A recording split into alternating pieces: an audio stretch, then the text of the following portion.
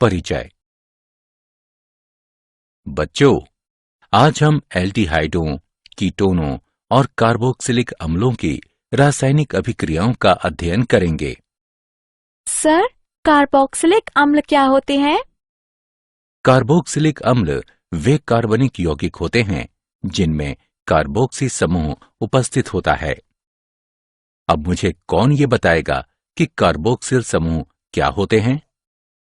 Sir, carboxyl समूह में carbonyl और हाइड्रॉक्सिल समूह निहित होता है। बहुत अच्छे रमेश।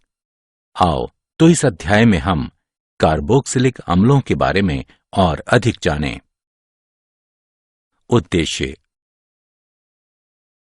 इस पाठ के अंत में आप निम्न करने में सक्षम हो जाएंगे: एल्डिहाइडों और कीटोनों की रासायनिक अभिक्रिया का वर्णन करना, एल्डिहाइडों और कीटोनों के उपयोग को समझाना, कार्बोक्सिल समूह के नामकरण और संरचना को समझाना, कार्बोक्सिल समूहों के विरचन की विधि बताना, कार्बोक्सिलिक अम्लों के भौतिक गुणों का एक संक्षिप्त विवरण देना, कार्बोक्सिलिक अम्लों के रासायनिक गुणों का वर्णन करना और कार्बोक्सिलिक अम्लों के उपयोगों का उल्लेख करना। रासायनिक अभिक्रियाएं। नाभिक-रागी योगज अभिक्रियाएं। नाभिक-रागी योगज अभिक्रियाओं की क्रियाविधि। वे योगज अभिक्रियाएं जो नाभिक-रागियों के द्वारा प्रारंभ की जाती हैं, नाभिक-रागी योगज अभिक्रियाएं कहलाती हैं। इस अभिक्रिया में एक नाभिक-रागी इलेक्ट्रॉन रागी sp2 संकरित कार्बन पर आक्रमण करता है। कार्बन की संकरण अवस्था sp2 से sp3 हो जाती है और एक चतुष्फलकीय ऑल्का ऑक्साइड मध्यवर्ती बनता है। ये मध्यवर्ती प्रोटॉन से अभिक्रिया करके योगज उत्पाद बनाता है। अभिक्रियाशीलता। इलेक्ट्रॉनिक और त्रिविम प्रभावों के कारण नाभिक-रागी आक्रमण अभिक्रियाओं में एल्डिहाइड कीटोनों की अपेक्षा अधिक क्रियाशील होते हैं। त्रिविम रूप से कीटोन में दो एल्किल या एरिल समूह कार्बोनिल कार्बन परमाणु से संलग्न होते हैं, जबकि एल्डिहाइड के कार्बोनिल कार्बन पर हाइड्रोजन परमाणु और एक एल्किल या एरिल समूह उपस्थित होता है। अतः कीटोन के साथ योगज अभिक्रिया उत्पाद बनाने की संक्रमण अवस्था में तुलनात्मक रूप से अधिक बाधित होती है। अतः अभिक्रिया की गति धीमी हो जाती है। इलेक्ट्रॉनिक रूप से किसी एल्डिहाइड का कार्बोनिल कार्बन परमाणु केवल एक इलेक्ट्रॉन प्रदान करने वाले एल्किल समूह को धारण करता है, जबकि कीटोन इस तरह के दो समूहों को धारण करता है। अतः एल्डिहाइड का कार्बोनिल कार्बन परमाणु तुलनात्मक रूप से अधिक निर्बल इलेक्ट्रॉन ग्राही होता है और एक नाभिक-रागी को आकर्षित करने की प्रबल प्रवृत्ति को प्रदर्शित करता है। नाभिक-रागी योगज और नाभिक योगज विलोपन अभिक्रियाओं के कुछ महत्वपूर्ण उदाहरण। हाइड्रोजन साइनाइड का संयोजन। शुद्ध HCN के साथ ये अभिक्रिया बहुत धीमी गति से होती है, अतः ये क्षार के द्वारा उत्प्रेरित की जाती है। जनित साइनाइड आयन प्रबल नाभिक स्नेही होता है और ये एल्डिहाइडों और कीटोनों के कार्बोनिल समूह से संयोजित होकर साइनोहाइड्रिन यौगिक का निर्माण करता है। सोडियम हाइड्रोजन सल्फाइड का संयोजन। एल्डिहाइडों और कीटोनों की सोडियम हाइड्रोजन सल्फाइड के सांद्र विलयन के साथ अभिक्रिया कराने पर ये बाइसल्फाइड के योगज उत्पाद बनाते हैं। एल्कोहलों का संयोजन। एल्डिहाइड शुष्क हाइड्रोजन क्लोराइड की उपस्थिति में एल्कोहलों के साथ अभिक्रिया करता है। पहले हेमी एसिटेल बनते हैं जो एल्कोहल के दूसरे मोल से अभिक्रिया करके स्थायी एसिटेल बनाते हैं। कीटोन एल्कोहल से सीधी अभिक्रिया नहीं करते, पर एकांतर विधि के द्वारा कीटेल का विरचन किया जा सकता है। कीटोन एथिलीन ग्लाइकॉल से हाइड्रोक्लोरिक गैस की उपस्थिति में अभिक्रिया करके जल और एथिलीन ग्लाइकॉल कीटेल का निर्माण करते हैं। अमोनिया व इसके व्युत्पन्नों का संयोजन। अमोनिया व इसके व्युत्पन्न अम्लीय माध्यम में कार्बोनिल यौगिकों के साथ अभिक्रिया करके मध्यवर्ती उत्पाद बनाते हैं, जो जल के अणु उन्मूलन द्रुत निर्जलीकरण द्वारा इमीन व्युत्पन्नों के रूप में अंतिम उत्पाद बनाते हैं। Z बराबर alkyl, aryl, OH, NH2, C6, H5, NH, NH, CO, NH2 हो सकता है। अपचयन। हाइड्रोकार्बनों में अपचयन। एल्डिहाइडों और कीटोनों को अम्लगमित जिंक और सांद्र हाइड्रोक्लोरिक अम्ल की अभिक्रिया द्वारा हाइड्रोकार्बनों में अपचयित किया जा सकता है। ये क्लीमेंसन अपचयन कहलाता है। Wolff Kishner अपचयन। एल्डिहाइडों और कीटोनों को हाइड्रेजीन की अभिक्रिया के द्वारा और पोटेशियम हाइड्रोक्साइड के साथ उच्च तापमान पर गर्म करके हाइड्रोकार्बनों में अपचयित किया जाता है। ऑक्सीकरण। एल्डिहाइडों को सरलता से उन कार्बोक्सिलिक अम्लों में ऑक्सीकृत किया जा सकता है जिनमें कार्बन परमाणु की संख्या मूल एल्डिहाइड के बराबर होती है। एल्डिहाइड आसानी से ऑक्सीकृत हो जाते हैं क्योंकि इनके कार्बोनिल समूह में हाइड्रोजन परमाणु की उपस्थिति के कारण ये बिना किसी आबंध विदलन के OH समूह में परिवर्तित हो जाते हैं। अतः एल्डिहाइड केवल प्रबल ऑक्सीकारक कर्मक जैसे पोटेशियम परमैंगनेट और पोटेशियम डाइक्रोमेट के द्वारा ही ऑक्सीकृत नहीं होते, अपितु ये मूलभूत स्थितियों में मृदु ऑक्सीकारक कर्मक जैसे Ag2+ और Cu2+ आयनों के द्वारा भी ऑक्सीकृत किए जा सकते हैं। कीटोन का ऑक्सीकरण प्रबल परिस्थितियों में होता है। प्रबल ऑक्सीकारक कर्मक जैसे अम्लीकृत पोटेशियम डाइक्रोमेट विलयन या एल्केलाइन पोटेशियम परमैंगनेट और उच्च ताप पर की आवश्यकता होती है। कीटोन के ऑक्सीकरण के परिणाम स्वरूप जो कार्बोक्सिलिक अम्ल बनाता है उसमें कार्बन परमाणु की संख्या मूल कार्बोनिल यौगिक के कार्बन परमाणुओं की संख्या से कम होती है। रासायनिक अभिक्रियाएं। टोलेन परीक्षण। एक aldehyde propanol ammoniacal silver nitrate विलयन जो कि सिल्वर दर्पण के लिए एक टोलेन अभिकर्मक है उसको अपचयित कर देता है, लेकिन प्रोपेनोन जो कि एक कीटोन है उसे नहीं कर पाता। फेलिंग परीक्षण। फेलिंग अभिकर्मक में फीलिंग विलयन A और फेलिंग विलय B का मिश्रण होता है।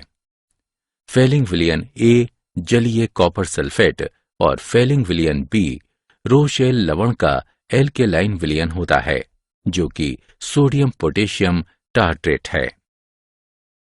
इन दोनों विलयनों को मिश्रित किया जाता है और थोड़ा सा एल्डिहाइड विलयन इस फेलिंग अभिकर्मक में डालकर गर्म करने पर लाल भूरे रंग का अवक्षेप प्राप्त होता है। मेथिल कीटोन का हेलोफॉर्म अभिक्रिया द्वारा ऑक्सीकरण। मेथिल कीटोन सोडियम हाइपोहैलाइड जो कि सोडियम हाइड्रोक्साइड और हैलोजन है, इसके विलयन में ऑक्सीकृत हो जाते हैं। इस अभिक्रिया से हेलोफॉर्म और संगत कार्बोक्सिलिक अम्ल के सोडियम लवण का उत्पादन होता है। ये अभिक्रिया हेलोफॉर्म अभिक्रिया के नाम से जानी जाती है। अल्फा हाइड्रोजन के कारण अभिक्रियाएं। एल्डिहाइडों और कीटोनों के अल्फा हाइड्रोजनों की अम्लता। एल्डिहाइडों और कीटोनों के अल्फा हाइड्रोजन परमाणु अम्लीय होते हैं। ये अम्लता कार्बोनिल समूह के इलेक्ट्रॉन अपनयन कर लेने के प्रबल प्रभाव और संयुग्मी क्षार के अनुनाद द्वारा स्थायित्व प्राप्त कर लेने के कारण होती है। एल्डिहाइडों और कीटोनों के अल्फा हाइड्रोजन परमाणु की ये अम्लता कार्बोनिल समूह के इलेक्ट्रॉन अपनयन कर लेने के प्रबल प्रभाव और परिणामी एनाइन के अनुनाद द्वारा स्थायित्व प्राप्त कर लेने के कारण होती है। एल्डोल संघनन। जिन एल्डिहाइड और कीटोन में कम से कम एक अल्फा हाइड्रोजन विद्यमान रहता है, वे तनु क्षार जैसे तनु सोडियम हाइड्रोक्साइड, सोडियम कार्बोनेट आदि की उत्प्रेरक की तरह उपस्थिति में एक अभिक्रिया के द्वारा हाइड्रोक्सी एल्डिहाइड या कीटोन एल्डिहाइड प्रदान करते हैं। इन्हें एल्डोल कहा जाता है। इस अभिक्रिया को एल्डोल अभिक्रिया कहते हैं। तनु सोडियम हाइड्रोक्साइड की उपस्थिति में एथेनॉल संघनित होकर तरल द्रव का निर्माण करती है, जिसे एल्डोल कहते हैं। गर्म करने पर एल्डोल जल को निष्कासित कर असंतृप्त यौगिक बनाता है। बेरियम हाइड्रोक्साइड की उपस्थिति में प्रोपेनोन कीटोल देता है।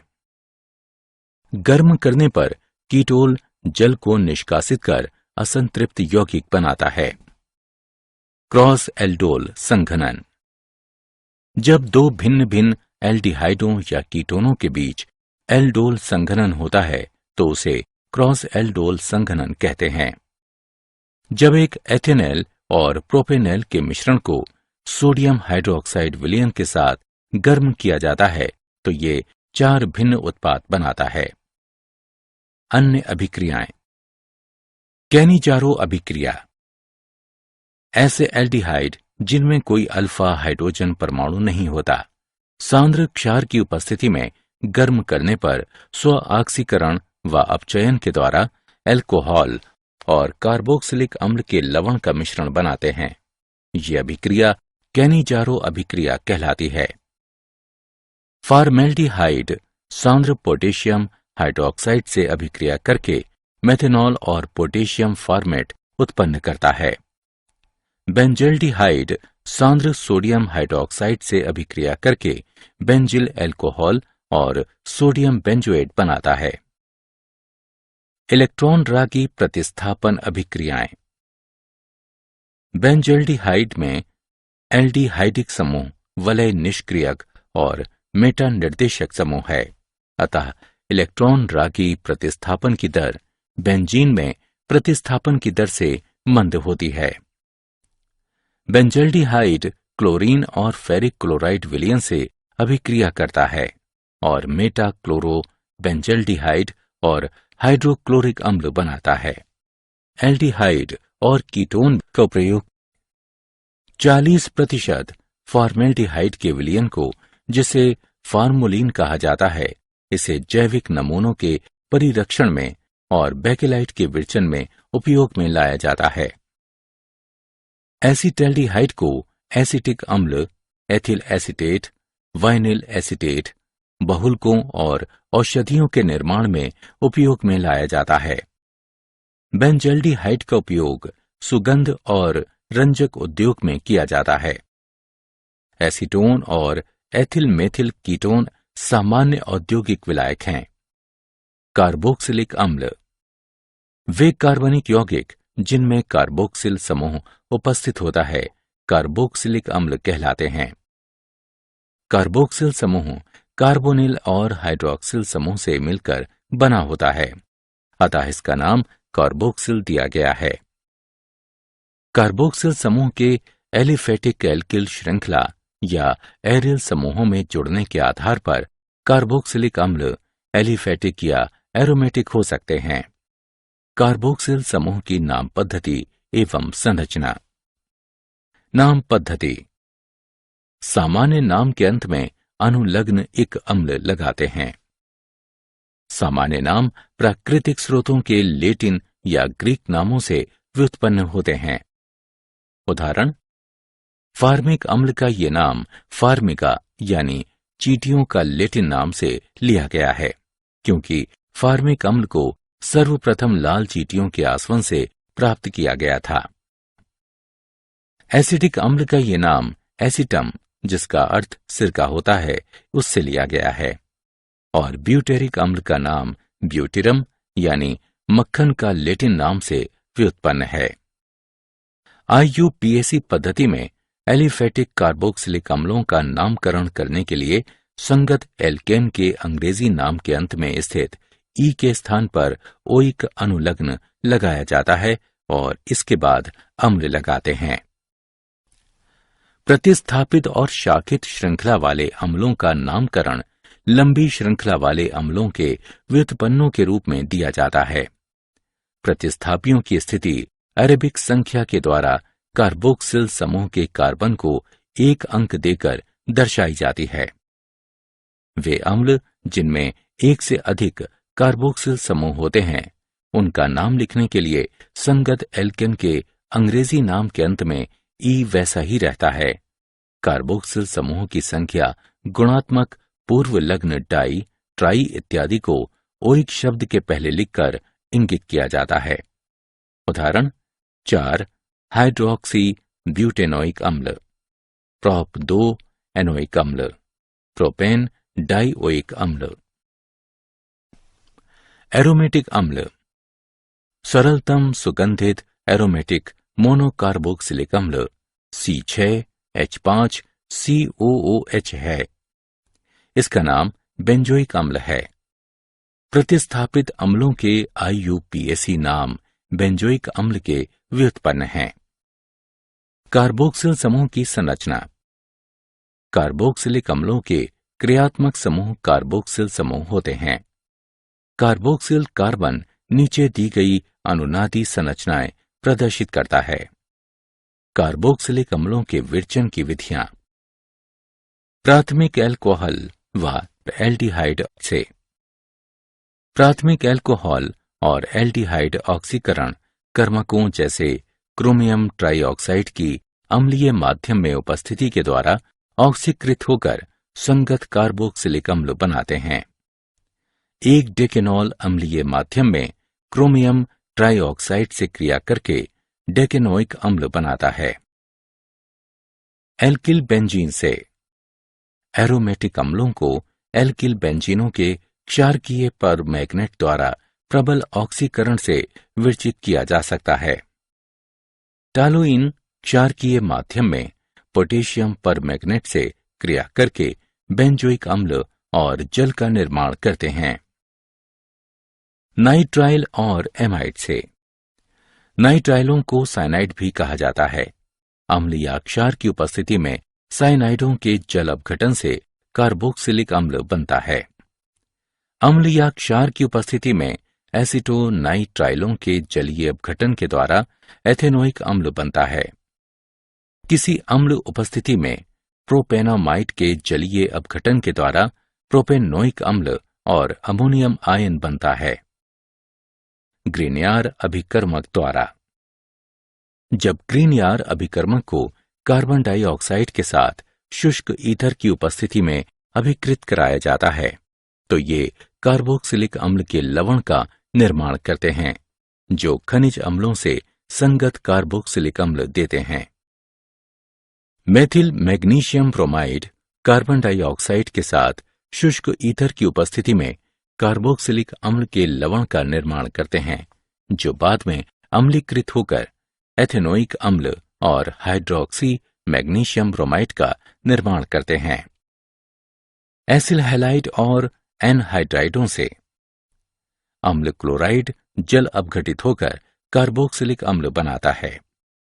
एसिटिल क्लोराइड जल अपघटित होकर एसिटिक अम्ल बनाता है। एसिटिक एनहाइड्राइड के जल अपघटन से एसिटिक अम्ल बनता है। एस्टर से। एस्टरों के अम्लीय जल अपघटन से मेथिल बेंजोएट बेंजोइक अम्ल और मेथनॉल बनाता है। भौतिक गुण। प्रथम 9 एलिफेटिक कार्बोक्सिलिक अम्ल अरुचिकर गंध वाले रंगहीन द्रव होते हैं, जबकि श्रेणी के उच्च सदस्य रंगहीन, गंधहीन व मोम जैसे ठोस होते हैं। बेंजोइक अम्ल क्रिस्टलीकृत ठोस होते हैं। कार्बोक्सिलिक अम्लों का क्वथनांक अंतरा आणविक हाइड्रोजन आबंध की उपस्थिति के कारण कुछ उच्च होता है, जिसके परिणाम स्वरूप द्वितक संरचनाओं का निर्माण होता है। प्रथम 4 एलिफेटिक सदस्य जल के अणुओं के साथ अंतरा आणविक हाइड्रोजन आबंध निर्मित कर सकने के कारण जल में घुलनशील होते हैं। एल्किल समूहों के बढ़ते हुए आकार के साथ जल विरागी अन्योन्य क्रिया बढ़ने के कारण जल में विलयता कम होती जाती है, अतः उच्च कार्बोक्सिलिक अम्ल जल में लगभग अविलय होते हैं। मूल्यांकन। आगे बढ़ने से पहले आइए जानें कि आपने कितना सीखा। सही विकल्प को उठाकर उसके संगत स्थान पर रखें। रासायनिक अभिक्रियाएं। अभिक्रियाएं जिनमें OH आबंध का विदलन होता है। अम्लता, धातु और क्षारों के साथ अभिक्रिया। कार्बोक्सिलिक अम्ल सर्वाधिक अम्लीय कार्बनिक यौगिकों में से एक है। ये सोडियम धातु के साथ अभिक्रिया करके हाइड्रोजन गैस मुक्त करते हैं। सोडियम धातु एथेनोइक अम्ल से अभिक्रिया करके सोडियम एसीटेट देती है और हाइड्रोजन गैस मुक्त करती है। बेंजोइक अम्ल क्षार से क्रिया करके लवण और पानी बनाते हैं। एथेनोइक अम्ल कार्बोनेटों से अभिक्रिया करके कार्बन डाइऑक्साइड गैस निष्कासित करते हैं। कार्बोक्सिलिक अम्ल फिनॉल से अधिक प्रबल अम्ल हैं। कार्बोक्सिलेट आयन में ऋण आवेश 2 विद्युत ऋणात्मक परमाणुओं पर समान रूप से वितरित होता है, जो कि ऑक्सीजन परमाणु होते हैं, जबकि फिनॉक्साइड आयन में ये केवल एक ऑक्सीजन परमाणु पर उपस्थित होता है। अतः कार्बोक्सिलेट आयन को फिनॉक्साइड आयन की तुलना में ज्यादा स्थायित्व प्राप्त होता है। अतः कार्बोक्सिलिक अम्ल फिनॉल से ज्यादा हद तक आयनित होता है और हाइड्रोजन आयनों के उच्च सांद्रण को प्रस्तुत करता है। अतः कार्बोक्सिलिक अम्ल फिनॉल से अधिक प्रबल अम्ल की तरह व्यवहार करता है। कार्बोक्सिलिक अम्लों की अम्लता पर प्रतिस्थापियों का प्रभाव। इलेक्ट्रॉन का अपनयन करने वाले समूह कार्बोक्सिलेट ऋणावेश को विस्थानित करके संयुग्मी क्षारक को स्थायित्व प्रदान करते हैं और अम्ल की अम्लता को बढ़ाते हैं। वहीं दूसरी ओर इलेक्ट्रॉन दाता समूह ऋणावेश को संकेंद्रित करके संयुग्मी क्षारक को अस्थायित्व प्रदान करके अम्ल की अम्लता को घटा देता है। इलेक्ट्रॉन का अपचयन करने वाले समूह जैसे हेलो समूह NO2, CN आदि कार्बोक्सिलिक अम्ल की अम्लता को बढ़ाते हैं, जबकि और इलेक्ट्रॉन दाता समूह जैसे एल्किल समूह कार्बोक्सिलिक अम्ल की अम्लता को घटा देते हैं। प्रतिस्थापियों की संख्या का प्रभाव क्लोरो प्रतिस्थापी एसिटिक अम्लों द्वारा स्पष्ट किया जाता है। अम्ल की अम्लता क्लोरो एसिटिक अम्ल से ट्राई क्लोरो एसिटिक अम्ल तक घटती है। COH आबंध विदलन संबंधी अभिक्रियाएं। एनहाइड्राइड का विरचन। कार्बोक्सिलिक अम्लों को फास्फोरस पेंटाऑक्साइड के साथ गर्म करने पर ये कार्बोक्सिलिक अम्लों के 2 अणुओं से जल के एक अणु के निष्कासन के द्वारा एनहाइड्राइड बनाता है। एस्ट्रीकरण। कार्बोक्सिलिक अम्ल सांद्र सल्फ्यूरिक अम्ल की उपस्थिति में एल्कोहल से क्रिया करके एस्टर बनाता है। फास्फोरस पेंटाक्लोराइड, फास्फोरस ट्राइक्लोराइड और थियोनिल क्लोराइड के साथ अभिक्रियाएं।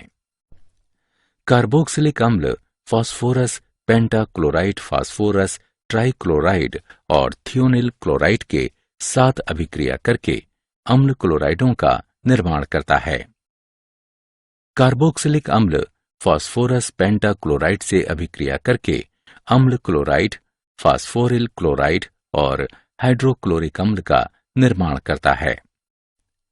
कार्बोक्सिलिक अम्ल फास्फोरस ट्राइक्लोराइड से अभिक्रिया करके अम्ल क्लोराइड और फास्फोरस अम्ल बनाता है। कार्बोक्सिलिक अम्ल थियोनिल क्लोराइड से अभिक्रिया करके अम्ल क्लोराइड, सल्फर डाइऑक्साइड और हाइड्रोक्लोरिक अम्ल बनाता है। अमोनिया के साथ अभिक्रिया। कार्बोक्सिलिक अम्ल अमोनिया से अभिक्रिया करके अमोनियम लवण बनाते हैं।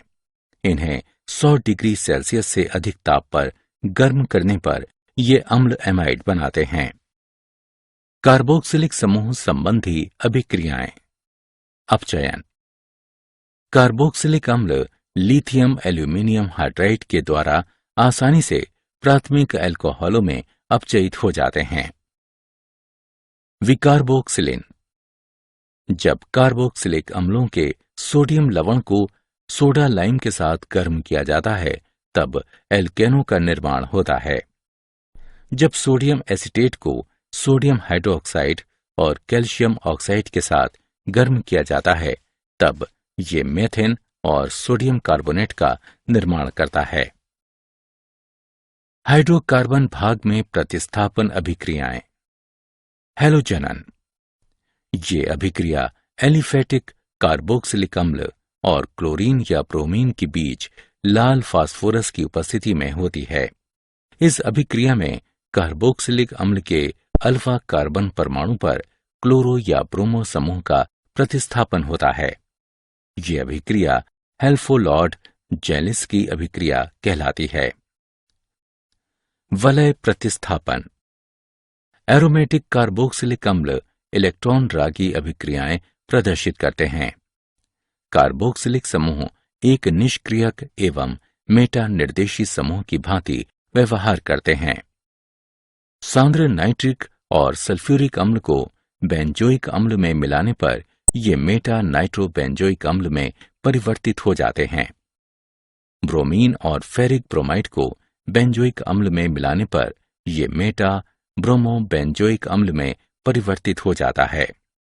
कार्बोक्सिलिक अम्लों के उपयोग। एसिटिक अम्ल का प्रयोग वृहत रूप से खाद्य परिरक्षक और मसालों के रूप में होता है। एसिटिक अम्ल अन्य रसायनों के साथ अभिक्रिया करके औद्योगिक महत्व के बहुत से यौगिक बनाते हैं। इनमें सेल्यूलोज एसीटेट शामिल है, जिसका उपयोग एसीटोन रेयॉन बनाने में, अज्वलनशील चलचित्र फिल्म, रोगन और प्लास्टिक बनाने में किया जाता है। बेंजोइक अम्ल खाद्य परिरक्षक के रूप में नियमित रूप से प्रयोग किया जाता है। साथ ही जीवाणु संक्रमण के इलाज में व अन्य रसायनों के साथ मिलाकर विकर्षक और इत्र जैसे उत्पादों को बनाने के लिए इसका उपयोग किया जाता है। क्या आप जानते हैं, सिरके में आमतौर पर एसिटिक अम्ल का 4 से 8% विलयन होता है। बाकी मात्रा जल और अन्य अणुओं की होती है। सिरके में उपस्थित एसिटिक अम्ल को एथेनॉल के किण्वन से बनाया जाता है। फलों और सब्जियों को धोने का सबसे प्रभावी तरीका है उन्हें तनु यानी जल मिश्रित सिरके के साथ धोना। सारांश। आइए हमने जो कुछ सीखा है उसे संक्षेप में दोहराएं। वे योगज अभिक्रियाएं जो नाभिक रागियों के द्वारा प्रारंभ की जाती हैं, नाभिक स्नेही योगज अभिक्रियाएं कहलाती हैं।